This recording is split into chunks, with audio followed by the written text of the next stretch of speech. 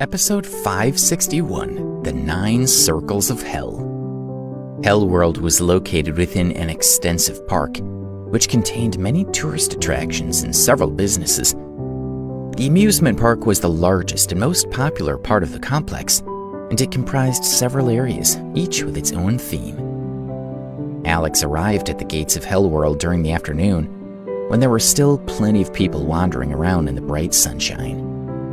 He wasn't particularly interested in seeing the attraction, but he bought a ticket and a map, and then headed straight for the building which housed Dante's 9 Circles of Hell. The building was located at the back of the park, quite some distance from the gate, and the structure was large and imposing. He walked slowly, passing several rides and food stalls, and eventually he reached his destination. Careful not to draw attention to himself, he examined the building before slipping inside and checking the floor plan.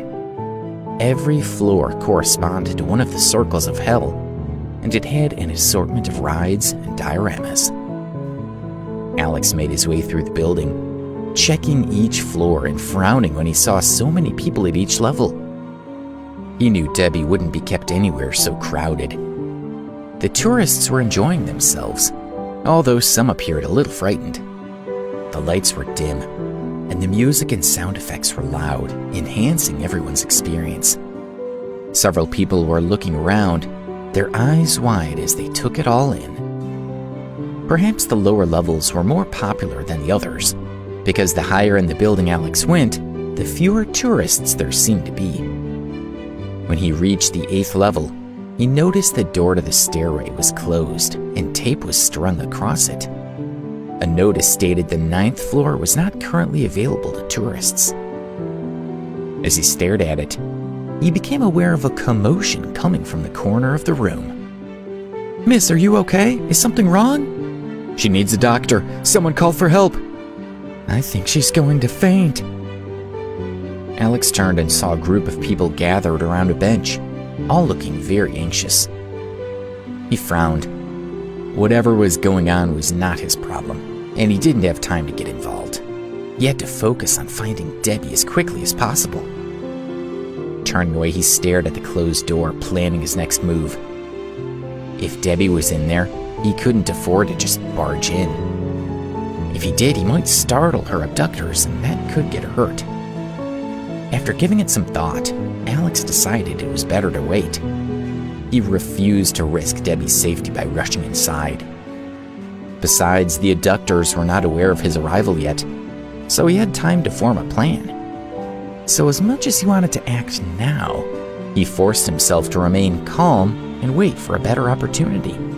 He looked back at the crowd and spotted a young woman sitting on a bench. Her clothes looked expensive, but her face was pale, and her hands were clutched to her chest as she struggled to breathe. She was clearly scared and beginning to panic. An older man stood beside her, looking worried as he called out, hoping someone knew first aid. 2 bodyguards flanked them, making it obvious the woman must be from an important family. Many people lingered, watching the woman and wondering if she had been too scared by her surroundings and was now having some kind of panic attack. Several members of the staff ran over to help. "Call an ambulance," one of them ordered.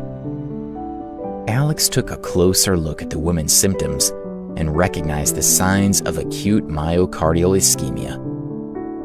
He was about to open his mouth and offer his help when he heard a wheezing sound as the woman fought to breathe. Within moments, paramedics rushed in, accompanied by a man in a suit, and they swarmed around the young woman. "Pain and tightness in the chest?" the man asked. "Shortness of breath?" The woman nodded. "I believe this is acute myocardial ischemia," the man said. "We can give you something to help you with that." "Who are you?" one of the woman's bodyguards asked.